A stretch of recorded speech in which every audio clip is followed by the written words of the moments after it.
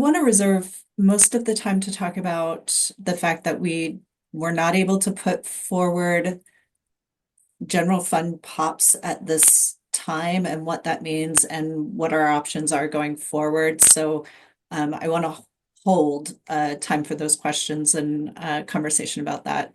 But I do just really quickly want to add a little bit of information about our tribal LCs and then also touch briefly on the Housing Choice Landlord Guarantee technical fix that JC, I think, didn't mention in her brief overview, but I that's been a topic of conversation. So I wanted to make sure that we also address that here. So just really briefly on the Tribal Housing Grant Fund, many people will remember the BAFI NATO program. In 25-27, the Tribal Housing Grant Fund expanded to also cover affordable rental housing projects and homeownership projects. And so this is why the increase in AMI and the ability to spend post June 2027 becomes really important because this grant fund is no longer just funding homelessness response and shelter projects. So that's a little bit more about the why behind the Tribal Housing Grant Fund fixes. And then an additional piece of information about the technical fix in the statewide shelter system, the tribal piece of that. Jill did mention that part of that is making more clear that tribal entities are eligible to apply to be regional coordinators. But the second piece of that is that the bill language that created the statewide shelter system identified the geographic regions as being by county, which doesn't necessarily work for tribal governments. And so this technical fix will also clarify that if tribal governments are applying to be regional coordinators, they're not bound by this county geographic limitation. So that's a little bit more information about the tribal LCs. And then a Housing Choice Landlord Guarantee Program. Uh, I think folks who are following this closely will remember that during the executive orders on homelessness, the governor used her executive powers to um, give more programs and folks moving into housing the option to access the Housing Choice Landlord Guarantee Fund. It was primarily designated for voucher holders, but the executive orders expanded the eligibility. As we've been working with that program, we have discovered that it was very specific to funding different funding allocations during the executive order. And so it's really limited our ability to continue that coverage in this biennium. And so this is a technical fix for that. That makes it clearer that ORI and LTRA households who are moving in now would be eligible for that coverage. And we're continuing to work on an interim fix for what happens 25-27. But this will fix that going forward. And Mark, I don't know if you want to add any more information to Housing Choice Landlord Guarantee. We got some questions about that on our during our Tuesday session. I think you covered it, but if folks have more specific questions, happy to try to answer them. Do folks have questions about the LCs before I move on to POPs?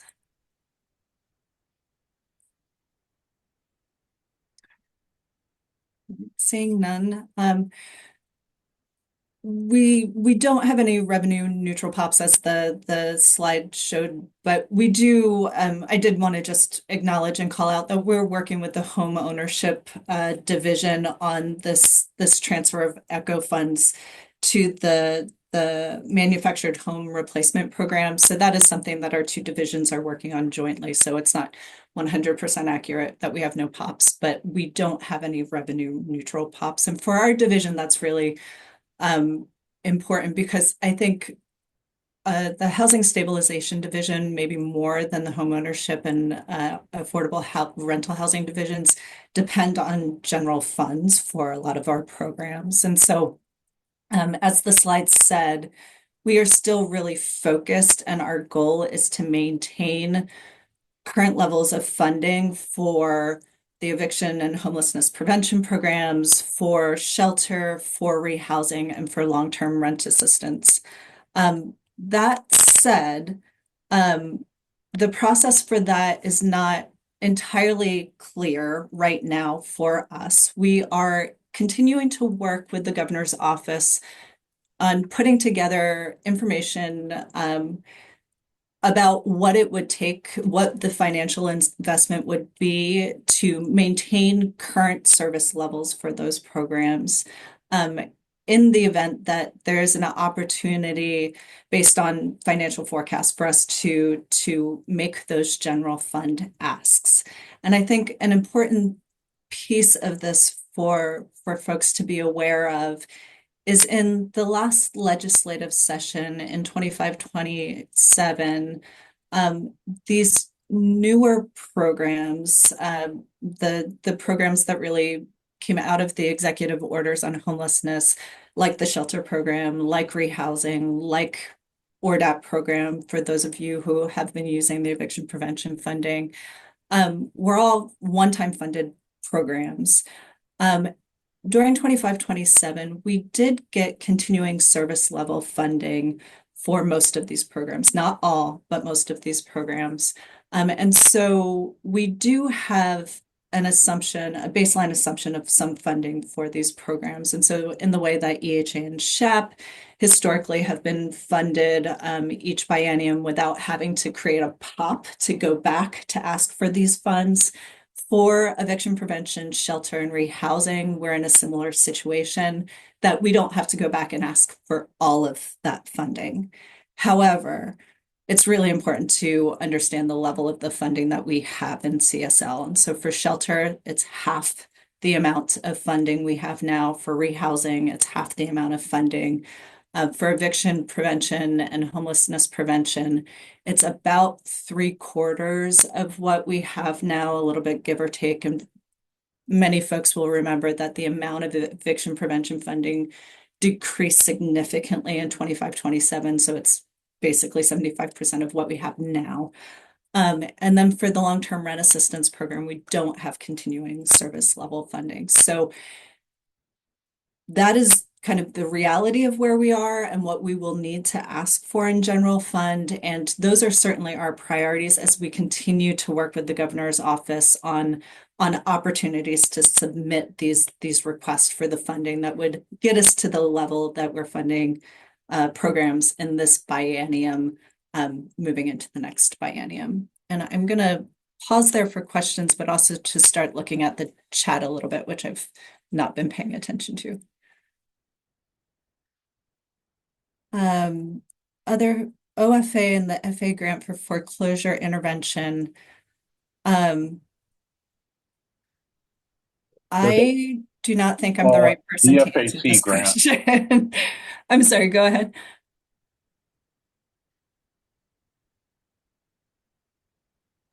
The FAC grant that actually funds the ability for foreclosure counselors to assist homeowners in the foreclosure process, because in all honesty, they are completely and utterly clueless. They get told by the servicer, we'll help you, and you don't need to participate in Oregon Foreclosure Avoidance Program, which puts a rock in front of the servicer so they can't roll over them in a foreclosure. It makes them play with us. They ignore us otherwise, because I've tried working directly with servicers with their escalated contacts once the homeowner has either uh, gotten out of OFA or has listened to the servicer and decided they aren't going to pay the homeowner fee to participate. It's got both a servicer fee and homeowner fee as part of it, but it's really a critical thing to basically go to war with the banks to try to save the house, because they are, with the present administration, they've become less and less willing to actually work with you if they don't have to. Your comments are making me realize one important thing that I neglected to say at the outset of this conversation is that my name is Liz. I'm the director of at the Housing Stabilization Division, which is the division that administers homelessness response, eviction prevention, and energy and weatherization services. And so the homeownership group is meeting in a different breakout room. So we can register your feedback. And I know Beth is here taking notes, and I'm sure she has captured that. But if that comment would benefit from more of a discussion, the folks in the homeownership room would be able to actually respond with some knowledge, and that is not what I'm able to respond with right now. Not a problem. I was thinking it stabilization was going to be what it was going to be, what it would be. Got it. Um, Okay, thank does you. some of the OHA staff or OHCS staff, do you know which breakout room is homeownership offhand? To the main room, then The you main can, room? Okay. and then you can choose a different breakout room. Okay, great. Thanks, Jill. Uh, Tim Morris. Hi, Liz. Thanks for the presentation and thank you for being open and transparent about, the realities that we're in. Um, I'm wondering if you could repeat sort of the last sentence before you opened it up to questions. Mhm. You were saying that there's CSL for shelters for eviction prevention and for pretty much all of the funding except for long-term rent assistance, Mhm. but it's still a potential cut. Are you saying a potential cut to what was originally proposed in 25-27, or a new pending potential cut to all of those funds currently? Um, so I think if I'm understanding your question correctly, for long-term rent assistance specifically, the funding we have to support that program, which maintains the program in the more metro areas where that program started, and the balance of state expansion that just went into effect in 25-27, remains all one-time funding. So we don't have continuing service level funding for the LTRA program. Um, Beyond that, using shelter as an example, in the 25-27 session, we were allocated about $204 million for shelter, and $102 million of that is in continuing service level funding. And so looking into 27-29, what we can reasonably be assured that we will have is that $102 million, but what we are still trying to understand with the governor's office and the DAS uh, CFO's office is how much on top of that we will be able to ask for to keep the level of funding at this 25-27 level. And so for eviction prevention, which also includes the legal and tenant services programs, um, our ask in 25-27 was uh much larger than what was then allocated. And what we have in CSL, I think, is about $35 million. We had that $11 million kind of end of session addition. We don't have that 11 million in CSL, but what we will be seeking to ask for, if we can ask for this additional general funds, would be that total of the 35 plus the 11. Mark, please tell me if I'm misremembering those numbers, but I think I'm close. Did that answer the question? Just to clarify, just to make sure I'm understanding, yes, Sure. ESL from 25-27 is still what is being expected and asked for, but each of the funding sources did get a one-time funds. So there's a clarification being sought of, does CSL include those one-time funds as well, or will that be needing to be sought after again? Yes, CSL, if I'm understanding your question, does not include the one-time funding. Just making sure. I appreciate it. Thank you. Yeah. Mark, is that how you're also? Yeah, I think that's it. Your shelter examples are the best ones. We know the 102 is relatively secure. The other 102, that is what we don't have a pop for. Which would not be revenue neutral, right? That would be a request for another 102 million over our CSL allocation. And so because we can't submit non-revenue neutral pops, we're having to look for opportunities to seek support for that additional investment in cooperation with the governor's office. So that is where the financial risk lies, and we have a certain amount of that risk across those three program areas of shelter, prevention, and rehousing. And I see that we had the 2-minute warning like a minute or so ago. So I don't know if there are any. You had a question, Liz, about Project Turnkey from Oh, Ryan uh, in the chat. Project Turnkey is an eligible use of the shelter funding for the statewide shelter system. So we're not looking for separate funding to support specifically Project Turnkey sites, but they are a priority within the statewide shelter system funding.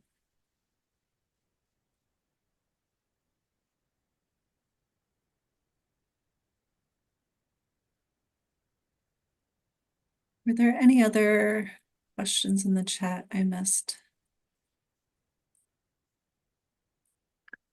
I did not see anything else.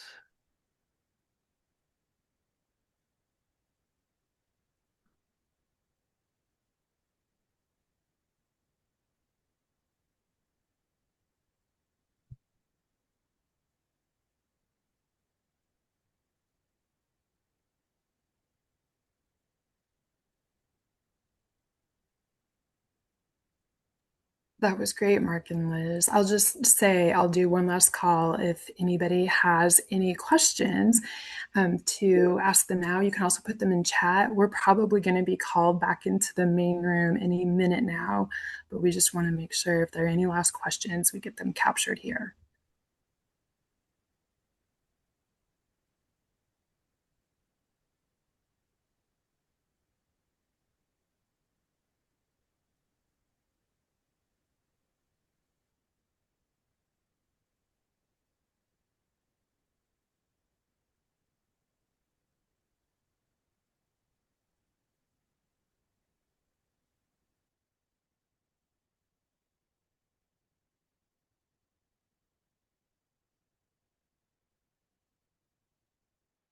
Return from the breakout rooms.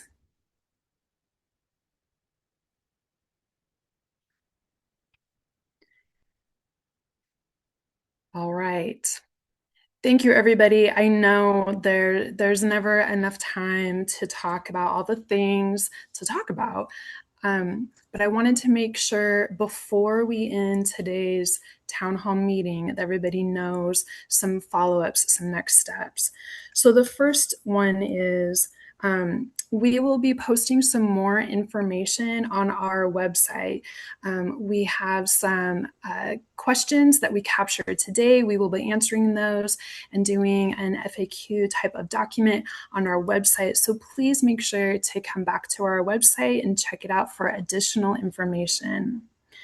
The second thing is that this is, of course, not your only opportunity to ask us questions. You see on the slide in front of you an email address for us here at OHCS.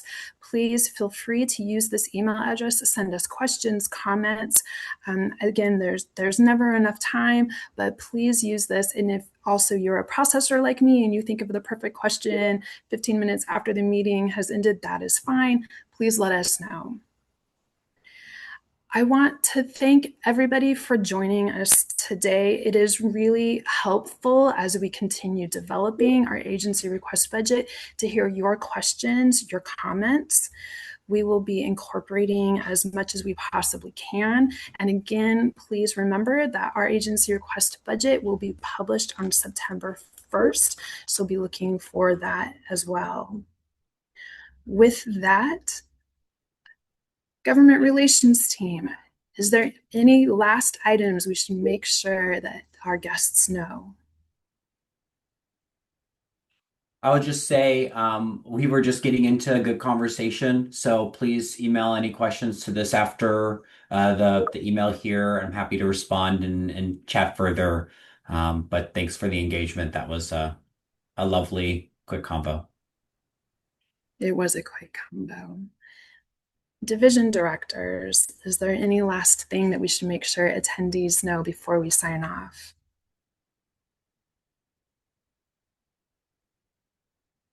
Perfect. I will take silence as everything went perfectly. Thank you so much, everyone, for giving us an hour of your time this morning. And again, please let us know if there are any other questions or comments you have. We really appreciate the time, energy, and thoughtfulness of everything you've shared with us today. Thank you so much. Thank you.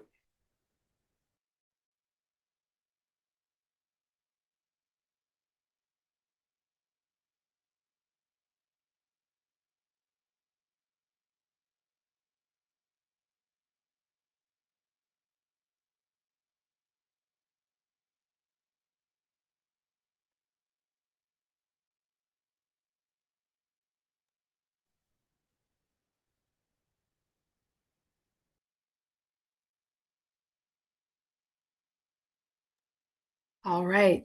Thank you, everyone. There will be additional work that government relations is doing. But for now, I just want to say thank you, everyone, for participating in the town hall and all the time and energy that everybody put into this event. Thank you.